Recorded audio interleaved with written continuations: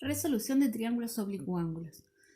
Un triángulo es oblicuángulo cuando ninguno de sus ángulos interiores es recto, o sea que ninguno de sus ángulos mide 90 grados. Para resolverlo hay que hallar el valor de los tres lados y de los tres ángulos.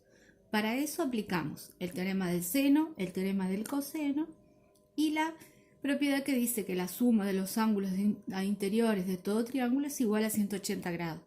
Siempre que podamos tenemos que utilizar los datos dados y no los resultados obtenidos. Y se pueden presentar distintos casos. Por ejemplo, que los datos sean dos lados y el ángulo comprendido. Fíjense acá. Entonces, cuando teníamos dos lados y el ángulo comprendido, lo que aplicábamos era el teorema del coseno para hallar el lado opuesto al ángulo que nos dieron. ¿Cómo sabemos que no podemos aplicar el teorema del seno, por ejemplo, también? Porque nosotros cuando tenemos un solo ángulo, uno de los lados que nos den sí o sí tiene que ser opuesto al ángulo que nos dan. Y como no es el caso, sabemos que solamente se puede aplicar el teorema del coseno, en este caso, en un principio. Cuando nosotros tengamos este lado, el tercer lado, ahí vamos a poder aplicar el teorema del seno dos veces para hallar cada uno de los ángulos que nos faltan. ¿Y por qué les digo aplicar el teorema del seno dos veces y no decir hallamos mediante el teorema del seno un ángulo y después mediante la suma de los tres ángulos interiores el otro?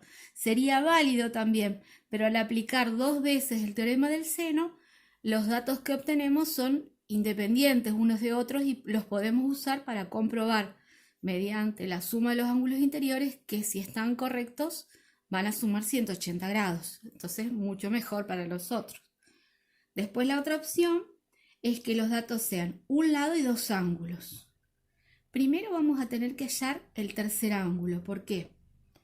Porque ya sabemos que el teorema del coseno va a estar descartado porque tenemos un solo lado. Ya nos descarta el teorema del coseno por esa razón. Pero para aplicar el teorema del seno necesitamos conocer el lado y sí o sí, como tenemos un único lado, tenemos que conocer el ángulo opuesto a ese lado.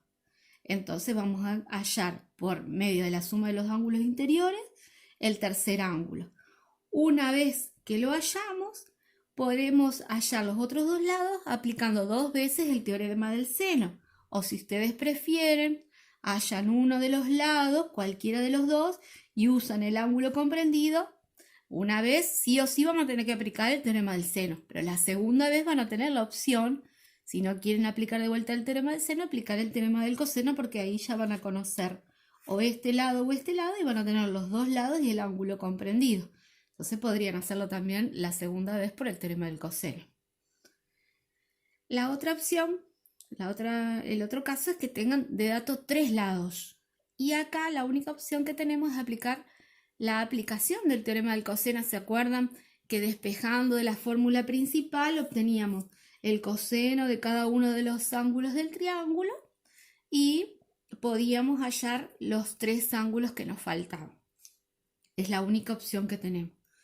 Y el último caso consiste en que nos dan de datos dos lados y un solo ángulo. Y el ángulo que nos dan es opuesto a uno de los lados que nos dieron. Entonces, ¿qué hacemos? Aplicamos el teorema del seno para hallar este ángulo que es el opuesto al otro lado que nos dieron. Cuando tenemos este ángulo, por la suma de los ángulos interiores vamos a poder hallar este tercer ángulo.